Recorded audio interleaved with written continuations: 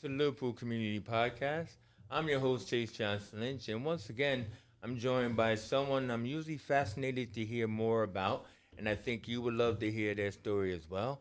So, joining me today is Clare Bowers from the Leading Ladies of Liverpool. Go Leading on, Ladies. go on. How about that? Leading ladies in business. Leading Ladies in Business. Thank you, Claire. And like I was just at an event that you had, I think it was just yesterday, even and everything. And but we've met a couple of times, and your partner, Cal Whitehood, has been on the show and everything. And so we wanted to invite you on as well because hey, what's happening with Leading Ladies? And you guys are like skyrocketing right now. Oh, thank you. Oh no! And it wasn't just because I felt left out, Chase. Oh, well. Because I did. That's right. Well, I know. Phil's always slapping me on that one. But, it's actually Phil said you should get clear. Or was it? I'm here now. Yeah, you're here now. But, but basically, can you tell our audience a little bit more about Leading Ladies in Business? Yeah, absolutely. So Leading Ladies in Business is a platform designed by women in business for women in business. So you can be employed, you can be self-employed, sole trader. It's basically to support the woman behind the title. So whether you are a lawyer or you are a makeup artist or you're a therapist, we basically help the foundations of that woman to be able to move forwards and network with mixed networking events. We support the woman behind the business. Yeah, and you've been running since like 2018 now, haven't you? So we established in 2018, and obviously we had a few years where it was just free networking events where we just needed to talk to other women and be inspired, do some workshops, and then COVID hit, so we were online for quite a few years. Oh, yeah. Yeah, I was going to say months, but no, it was definitely years. Definitely years. years. And then when we came out, so last March, International Women's Day 2022, we collaborated with Clockwise Offices to relaunch out into the world. Yeah, so they asked us to do an event with them for International Women's Day. We sold over 50 tickets, and it was just gorgeous. It was a lovely way to say, guess who's back? Yeah. We're back. Yeah, No, it's amazing. exactly. Wasn't that Francesca Manca? No. Why are you shaking your head, Phil? Oh, I love Fran, so I know Fran. So Clockwork, yeah, Fran is absolutely gorgeous. She's amazing. Yeah. Shout out to Fran. Thank you, Phil. She's amazing. So, what's interesting is that, because like when you started in 2018, there was also like, would you consider that at that time period, maybe it was, I wouldn't even consider it the rise of podcasting, but there was a lot of other like kind of women networking type of business type of there was projects tons going on, like tons. single women, moms, and everything like that. Yeah, there was loads. There was loads when we were starting out. That's the first thing we look for. And we were going to different networking events, and we just wasn't getting that educational value that we needed to move the business forward. We were getting friendships, we were getting love, we were getting lots of cups of teas. Yeah. Obviously made the right way. We'll go into that. We had loads of, they were brilliant networking events, but we just weren't getting to the tip of the iceberg of how. And I'm a very how type of person. Tell me your successes, but show me how. Like, what did you do? So we created Leading Ladies in Business, and it was a free networking event anyone could come along to, but we had educational workshops within the networking event, so you would come along and you'd learn something as well, because it's hard being a woman in business. It's hard being a business person in general. So having that support and that network is one thing, but having that, oh my God, I learned this today and I'm going to implement that when I get back. That's amazing. Well, I found that very interesting, because there's different like strategies that are involved in it, and I think you need that. Like, I mean, because sometimes people just have a networking thing just as a reason to have bunch of people in the room and everything, but at least that's what you guys were doing is like, hey, well, here's some strategies, here's some thoughts and everything. And one of these stories, I thought was interesting what you were saying to me is that there's a difference in how men and women network Yeah, and everything. 100%. So, I mean, can you just kind of like, give us your idea about the difference in how men and women network? Yeah. So from my experience, and it's not all women and all men, obviously, but Obviously. from my experience, networking within the mixed sector is really really tough. I think men take up a lot of the airtime. No offense at all. I love it. I think it's amazing how confident men are when they walk into a room and they know what they want. Like they know, yeah. They yeah, they know what they want in a networking event then, and they know how to sell. Whereas I think women, for example, if I was going to sell you this mic, this wonderful mic, and you said yes, I want to buy it, I'd then probably go, oh my goodness me, he wants to buy this mic. What else can I give him? Like, here's another mic for free, or here's a plant that you can have as well, Chase, just for buying off me. And the mic was probably really, really less valued as well, so I probably wasn't making a lot of money on the mic. Where a man would say, this is a mic, it's this amount, do you want it or don't you want it? Next. Where a woman, I think we procrastinate a lot when it comes to sales. And again, that's not all women, that's just something I've learned on my journey from my own experience.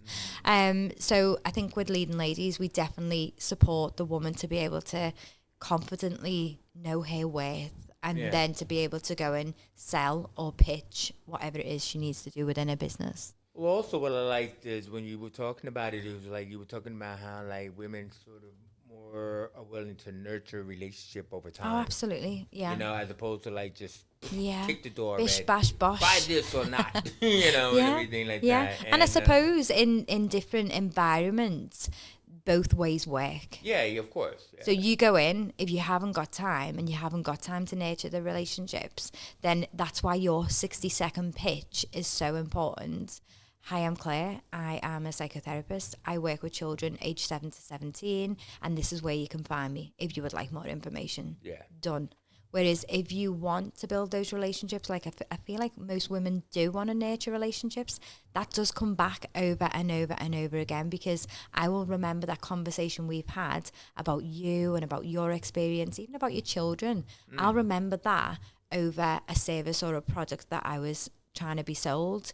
It's those relationships. Oh, I'll just ask Chase if he does that, or I'll ask Phil if he does that, or Cal will know someone who does. It's about nurturing relationships. Where I think some networking events you don't get the opportunity to nurture a relationship. It is you're in, you're out, and that's it.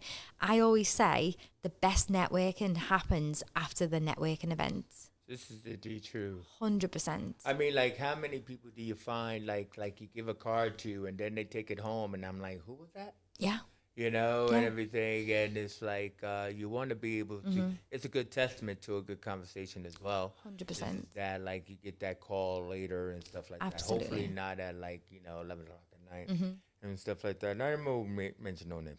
So anyway, but I thought was interesting is it's like I mean you bring your counseling background into your business, but your background is even more interesting because you have a military background. Yeah. So this is where I usually ask people, what is your origin story? Bum, bum, bum. Dun, dun, dun. Yeah. So what is your origin story there, Claire? So I left school at 16. I didn't do very well in school because I was that young girl who didn't want to be asked any questions. And you know what my maths teacher used to do? You used to have to stand up in rows and they'd go round and ask questions. And if you didn't get it right, you couldn't sit down. No. Why? Honestly. So you couldn't sit down and you had to stand up until you got the question right, basically. And that was, to me, trauma. Like my hands would be sweating. I'd be thinking about what question could she possibly ask, if it was timetables. I wasn't like that. Give me something to fix or give me something hands on, and I could do that. Whereas it was just really hard. So I just got through school. I didn't enjoy senior school to the point where on that very last day I walked past the hall where everyone else was celebrating and I went home. Like I didn't want to celebrate. I didn't want to say goodbye. I didn't want to I just wanted out. I just wanted out of there. And nothing ever happened in terms of bullying. I was never bullied, but that's because I protected myself. I'm always one step ahead in life and business. So I'd avoid, I'd make friends with everybody. I'd be in the different cliques to the point where you weren't being bullied or you weren't being that person. And then I'd leave and I wouldn't go out of an evening. I wouldn't put myself in that. Obviously our children have got social media now, so they're not getting a break from that. People can attack our children at home through a device. Whereas I went home and I stayed home and then I went back to school. You know, I didn't ever put myself in that position to be bullied. So when I left school, I remember having a fair, you know, them fairs that they used to have in senior schools, like an employment fair type of thing. Right, And the Royal Navy were there on that day. And I was like, what do I need to sign up? Really? Do I need qualifications? Do I need this? And they were like, you just need these minimum GCSEs. And I was like, do you know what? I could possibly get them. Got them, signed up. I was 15 and 9 months when I signed up to the Royal Navy. I hadn't even left school. And I'd signed up, brought the paper home. I remember Jeff Jones, he was my recruiter years and years and years ago. And I remember bringing the paperwork home to my mum, so she didn't even come to the office with me. Brought her home to my mum and was like, sign that. I'm joining the Royal Navy. And obviously you say Royal Navy and everybody goes, that's amazing. Like, they got great commercials now. Yeah, they really have, haven't but they? They had great Royal Commandos. And then, so I went in, and I always remember going in. I remember standing at platform 9 in Liverpool Lime Street, and my mum was there. She was having a little cry, and I was just like, get me out, like, just to get me to do something that, you know, was adventurous. And I remember a few of the people who were signing up as well being on the same train, and my mum was like, look after her, please. You know, so I think I look after everybody else. But then I joined the Royal Navy. I went to HMS Raleigh in Plymouth, and there was very, very few women in the Royal Navy at that time. And it wouldn't happen now, but there was things that were said. I was good at running. And I don't know if I was good at running or I just didn't like being beat. So I don't know which one that was. I don't know. A bit of mixture, maybe. A bit of a mixture. So I remember things that were said in the Royal Navy, like anyone behind that woman or behind that girl at the time is doing another lap or doing something else. So lads, men would try and beat me, and a part of me was like, do I slow down so I'm liked and so they don't not like me, or do I speed up and really, really push them, you know, to their limits type of thing? So that was a mixed thing. Finished me HMS Raleigh training, went to HMS Sultan in Portsmouth, loved it, like best experience of my life, absolutely loved it. Then went on to join, right? and then went on to join HMS Glasgow, which is now decommissioned. That was a Type 42 destroyer. Went on there, had a great time. Obviously, got seasick, as we spoke about before. Yeah.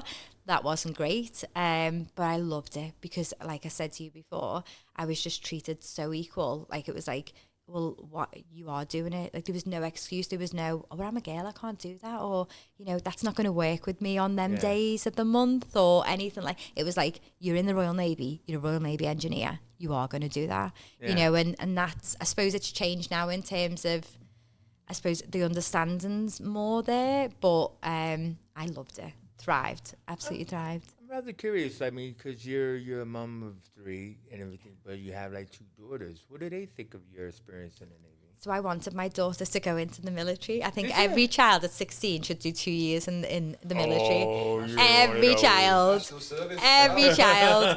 do. And you can quote me on that 100% because it's not what people think. It just makes you grow up a little bit. And I think the way we with our children now, look at year 6. So I don't know if you know the year groups in the schools, Chase, but year 6 goes into senior school in year 7. That transition, you are going from a baby to a big year 7 transition senior school, and that's hard. And then you're too young to smoke, but you're going to leave school and you're going to have to go and get a job, or you're going to have to do something else, or, you know, that them transitions on our children's mental health and well-being, they haven't learned the skills that they need to have that responsibility at 16, 17. So I feel like even just having not a military, you know, throw them in the military, but even having like a life course for 2 years on how to make your bed, how to, you know, you're not going to get away with things if you don't do them a certain way. You know, we didn't in the Royal Navy. If one person didn't have something right, you all had to do it together, because that's teamwork. That's probably Yeah. why I am the way I am with the Yeah, community well, now. I mean, I have two cousins who both, you know, went into the Navy. So two hardcore brothers from the Bronx. Yeah, that changed them around and Yeah. everything. And but it is like you say, it's a life changing Yeah. But experience. it's not mean, it's not nasty, it's not hardship. You're not going to be beaten up. You're not, it's not that. You could probably get beaten up on the outside, like if Yeah, you're yeah, 16-year-old walking down, you know, the streets, but you're not. You're just getting disciplined. And my son's now in the RAF, and I remember him phoning me in basic training, and he was like, they've tipped me wardrobe, like they tipped his wardrobe up because it wasn't the way it was. And I said, Yeah. okay. And he thought I was going to go, oh my goodness me, how awful of them people, you know, oh, whoa, ho, you. And I was like, what lesson did you learn from it? So Like, you what keep did my you take wardrobe from it right? to make it right? Yeah. Perfect. There you go. And not to leave it unlocked. You'll not do that again now. And that's Bet you won't it. do that again. That is it. Like Yeah. that's I feel like that's what's missing in those 16 to 18 to 19-year olds. Just like have that responsibility for what you're going out there to do. True. But then, you know, so after leaving, you know, you decided to um well, I think you said you decided to go into bereavement counseling before you actually became a counselor. Yeah, so I was in the school setting. So I went into, I think mums or parents or carers have got this vision of if you have children, the best place for you to be and the most understanding place to be is within the school setting, because you get the 6 weeks holidays off with your children. And it's the complete opposite, because you Yeah. do get a lot of work and you do take a lot of emotional baggage home as well, I suppose. Yeah. So I started working within a school. I had Emmy and Dylan then, which was great. Went through that school process, and then near at the end, my head teacher asked us all in the staff room who wants to do bereavement counselling. I think it wasn't counselling, it was sort of like a mentoring type of thing. So I was like, I'll do it 100%, because my children were going through that with their own dad at that time. We were separated, they were going through the roller coaster of up down. So I was Yeah. thinking, even if I don't use this, I might get some tips to help me at home. So that was great. Went to do that, and then and then when I had Aurora, I got married. I'm actually married to my like childhood sweetheart, who I grew up a few doors away from. Everybody go. So, Aww. yeah. We grew up a few doors away from each other, and Alan joined the RAF and I joined the Royal Navy, and he's Right. best friends with my older brother. And then he went off, he did his thing, he done some tours and things like that. And then I went in the Royal Navy, and then when I became single, obviously a single mum, and we got back together, Yeah, yeah, and yeah, we yeah. lived happily ever after. And we had Aurora, obviously 8 years ago. And yeah, it's just, it's like a little dream that we're all in now. So it's amazing. Nice, Yeah, nice. it's lovely. Well, you know, but then obviously you had another relationship, you know, that formed where you met Cal. Yes. You know, your She's partner, like my, yeah. your business partner. So she- how do you guys meet? She's like my wife. All Bella's like my right. wife. She's my business wife. Yeah. Yeah? So we met. We were actually the women's organisation, which is an incredible organisation. Oh, yeah. We had the same business coach, and she said to Cal, because I was doing an online magazine at the time, so I was creating digital magazines, and she said to Cal, "You need to meet Claire," and she said to me, "You need to meet Cal." So we met. We met for a cup of tea, a cup of coffee, and I remember Cal bringing little Gracie with her, who, and believe it or not, both myself and Cal, we've both got husbands who are in the military. We've both got 3 children. We both, until recently, had 1 dog each. Yeah. Sadly, Cal lost a dog. And we both worked in the education sector. So we've got so much in common, but we're not the opposites of one another, but in business we're like chalk and cheese. Yeah, but I asked you like, you know, as a dynamic duo, Yes. you know, like how do you guys like kind of like fit together, you were kind of like, she's the soft and I'm the She hard. is. You know She's what the I mean? kisses. She's the kisses at the end of an email. If you get an email off Yeah. Leading Ladies in Business and there's a kiss at the end, it's It's Cal. Cal. If you get instructions of how to do X, Y, and Z, it's me. It's me. But then again, I think it's this whole, and I know we had the conversation downstairs, it's this whole on the inside, I know when I've got to be loving and soft and I've got to be Yeah. that nurturing woman. But then I also know when you've got to protect yourself and you've got to protect your business and your time and your energy, because I think that's where we go wrong in business. We don't amount the time that we go to do something when it's us. If we're not buying something and we can't put a price on it, if there's not a price on it, like for example, that plant, say that plant was £4, we know how much that is. So we know the worth of that plant, where we don't walk around with per hour on us. So when we do something, we forget that that's money into our business. That's time, that's energy, and that's a cost to the business. So how much does 2 hours having a coffee with someone, how much does that cost your business, when that could be you creating 3 marketing strategies, in front of your laptop? I haven't got time to have coffees with friends or family members half the time. Yeah. So I've got to really protect myself, and Carol's got to really protect herself. So I think we're learning as time goes by that you can just jump on a Zoom with someone, or you can just pick the phone up. It doesn't have to be a meeting in person. Whereas I think Cal finds that tougher than what I find it now. And yet she is definitely the kisses at the end of an email. Well, no, I totally understand you about value, because, like, I used to make music videos in the States, and that was, like, my main thing. When I came here, I was known as the Wu-Tang guy, but it's like when people wanted me to make videos for them, I would always say, well, put it on the table, it's like, because you can't even afford to have a cup of coffee with me. Yeah. You want me to make your video and put it on the table, and to me, they'd be putting, like, 5p on the table. Like for them, that could be like 100 pounds, which is worth a lot, but that's still 5p to me. Yeah. And I'm like, you want what? Yeah. So I totally understand about that whole like economic worth, and how hard it is also to ask people, like, And that's I why. can tell you really how much I'm worth, but Yeah. I'm trying not to. That's why, to avoid them conversations, if they make you feel uncomfortable, Yeah. is to have set prices. So a lot of women in business have a pick my brains option for like £90 an hour to be able to go online with a woman in business, pick her brains about something that's going on, and you have to pay to pick someone, because that's time, that's skill, that's university fees, that woman has got that knowledge. So why wouldn't you want to pay for that, if it's coming from the right person? I'm often asking myself, you tell me how much you think this is worth. I mean, like, what do you want? And it's like, it seems like people are so used to like, I don't know, I don't want to give you like what I think is the world for me, or what, you know what I mean? And it's kind of like, well, we're both having this argument back and forth about, self worth and costing and stuff. But you must face that a lot. That's the main thing with the women in business who we work with. It's the pricing. They nail whatever niche they're in. A woman in business puts 110% in. Like, she gives it all. Exactly. She can create. She can.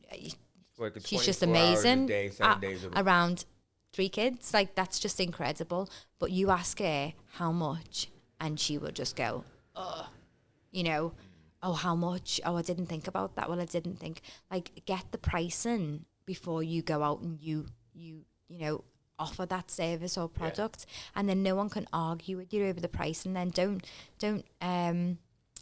negotiate your worth. Like, know your worth at the start. And then you also, because at the meeting you also said, be willing to lose that job. 100%. Do you know what I mean? Don't be afraid to lose a client or a customer. Everything happens for a reason. That's my motto. If that person isn't meant to work with you or be a part of your community, something will pop up and it will show you a lesson that they're not meant to be. Yeah. They're not meant to be within your community. So if someone says to you, oh, I can't afford that, or I'm not ready to pay that. We've had it on the podcast before. Oh, I'm not, I don't think I want to pay that for okay, so this isn't for you for right now, but if you do change your mind in the future, then be sure to get back in touch with us. Yeah. And that's okay to let that go, not to go, oh, well, okay, I'll just let this one person did it. It doesn't work like that. Like, you've got to be consistent. And I feel like just having that per hour price on yourself makes a huge difference. Yeah, I mean, you were even saying, yo, put the price of the petrol in there because you got to get there and back. It doesn't pay for itself. No, it doesn't. It doesn't. Now, I mean, obviously, we knew that the word podcast would come up in here.